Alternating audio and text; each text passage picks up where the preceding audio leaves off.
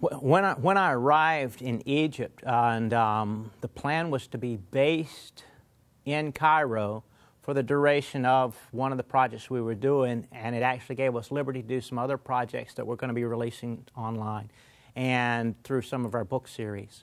And one of the first assignments I had was to go out into the Red Sea and to work with people on a drilling rig. And we've all seen all these terrible shots of just, abuses of people for religious reasons in the Middle East. But I was convinced that when I went to the meal that I was to pray before I ate, which many Christians do, and some people find no offense or nothing irregular about it. So I walk into the galley and I'm get my tray, and there's working men, and they're all speaking and just talking in Arabic, just as men would in an industrial restaurant setting. And I grabbed my tray and I went and I sat the tray down, and when I put my head down to pray, the whole place went silent, like an E.F. Hutton commercial. It was absolutely amazing. Then, when I finished my prayer, I lifted my head, and everyone went back, everything normal. The next meal, the same thing happened. The next meal, the same thing happened. By probably the fourth or fifth meal, I had noticed that people looked at me funny when I went in, and I was wondering what is going to come of this. And we hear terrible things about, what happens over there. I'll tell you in advance, I didn't experience any of that. So on the fourth or fifth meal, I grab my tray, I go in, I set it down, and when I put my head down to pray, the entire place goes silent. You could have heard a pin drop. And then all of a sudden I hear a door swing, and I hear shuffling of feet running across the floor, and they slide right up behind me.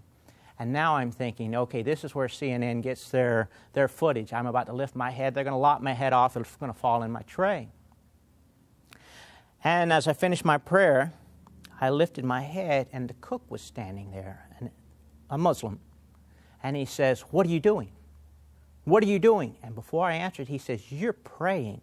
I've seen you do that. You pray every time before you eat." And I'm going, oh no, I'm in big trouble now. And then the man started crying, and he says, "Mister, when you pray over my food, you bless me and my family. Please continue to do that, and we will respect your prayer time."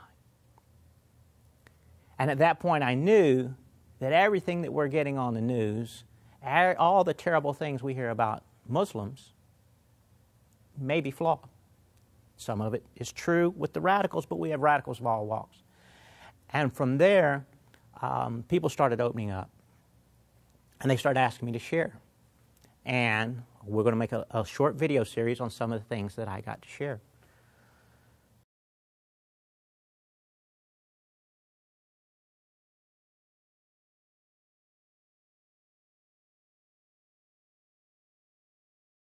So I encourage people to comment on the videos now, and I leave I leave all comments up, leave them all posted, because people have a right to be heard.